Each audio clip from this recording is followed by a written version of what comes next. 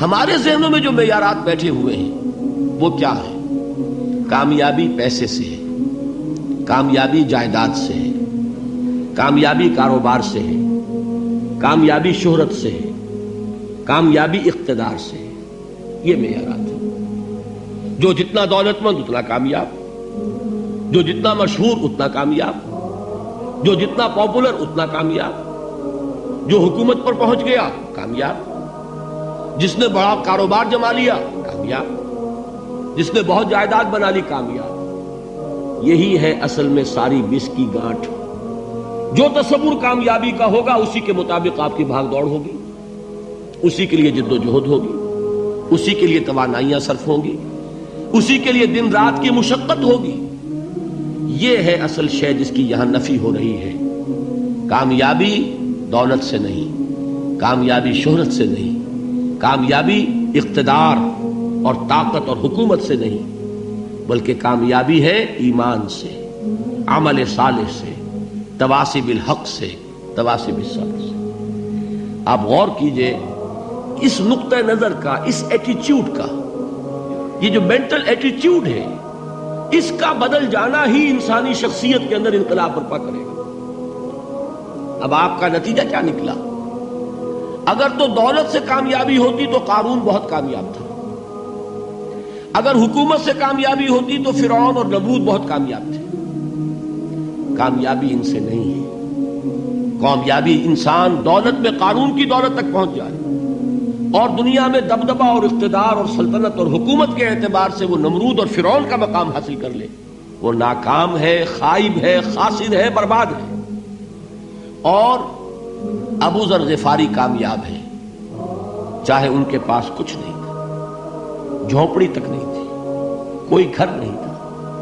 حضور نے فرمایا ہے اللہ کے کچھ بندے ایسے ہوتے ہیں جو کسی محفل میں جانا چاہیں تو انہیں اجازت نہ ملے، جو کہیں اگر رشتہ کرنا چاہے کوئی ان سے رشتہ کرنے کو تیار نہ، کہیں کوئی سفارش کرنا چاہے تو ان کی کوئی بات ہی نہ سنے.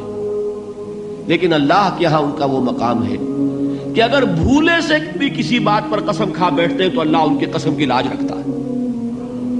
یہ ہے فرق. یہ جان لیجئے اچھی طرح. اس بات کا مان لینا آسان، اس پر سبحان اللہ کہنا آسان، لیکن اس کے مطابق آپ کے اپنے ذہن کا بدل جانا بہت مشکل. اس لیے کہ ہم متاثر ہوتے ہیں اپنے ماحول سے. وہ بڑا محل ہے، دیکھ کر ایک دفعہ جھجری آتی ہے، وہ بڑی سی 20 فٹ لمبی کار سناٹے کے ساتھ آپ کے پاس سے گزر گئی.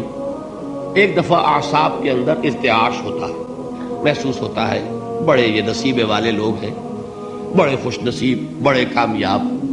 حالانکہ کچھ معلوم نہیں کہ یہی سب سے بڑی بد نصیبی ہو سکتا ہے کہ یہی سب سے بڑی ناکامی ہو. اگر ذہنوں میں یہ بات بیٹھ جائے کامیابی کس شے سے.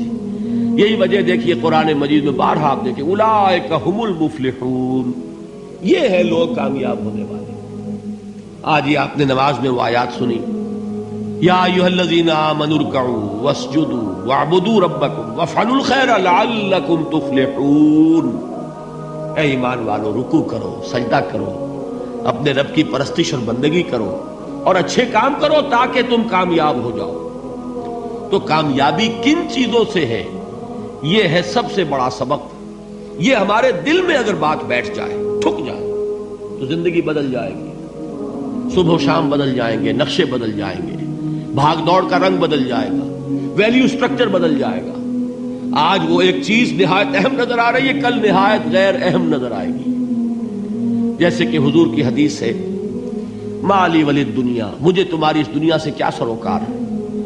انما مثلی کراکب استظل تحت شجرۃ ثم راح فترکها، میری مثال تو اس سوار کی سی ہے جو تھوڑی دیر کے لیے ایک درخت کے سائے میں ٹھہرتا ہے سستانے کے لیے، پھر وہ اپنا راستہ لیتا ہے. اسے اس درخت سے مستقل تعلق اس کا نہیں ہے، وہ اس کا گھر نہیں، وہ اس کی منزل نہیں. اسی طرح یہ دنیا میرا گھر نہیں ہے.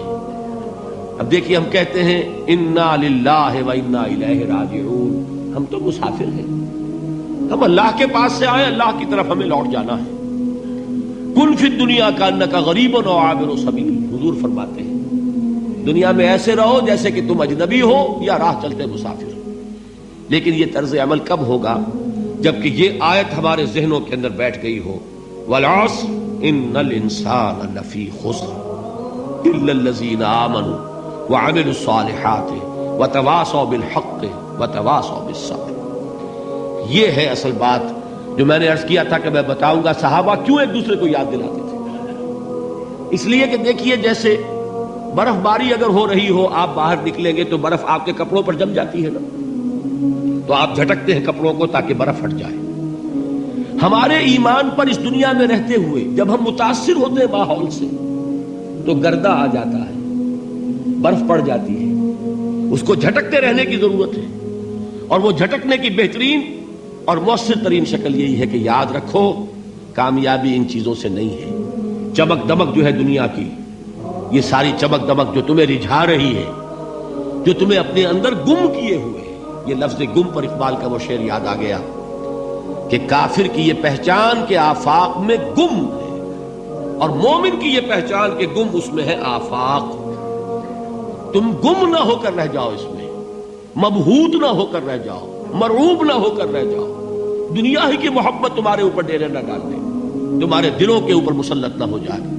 لہذا تازہ کرتے رہا کرو، والعصر ان الانسان لفی خسر الا الذین آمنوا وعملوا الصالحات وتواصوا بالحق وتواصوا بالصبر۔ پھر یاد کر لو، پھر تازہ کر لو اپنے اس یقین کو کہ کامیابی دولت سے نہیں، کامیابی ثروت سے نہیں، کامیابی اقتدار سے نہیں، کامیابی شہرت سے نہیں، کامیابی جائیداد سے نہیں، کامیابی ہے ایمان سے، کامیابی ہے عمل صالح سے، کامیابی ہے تواصی بالحق سے، کامیابی ہے تواصی بالصبر سے۔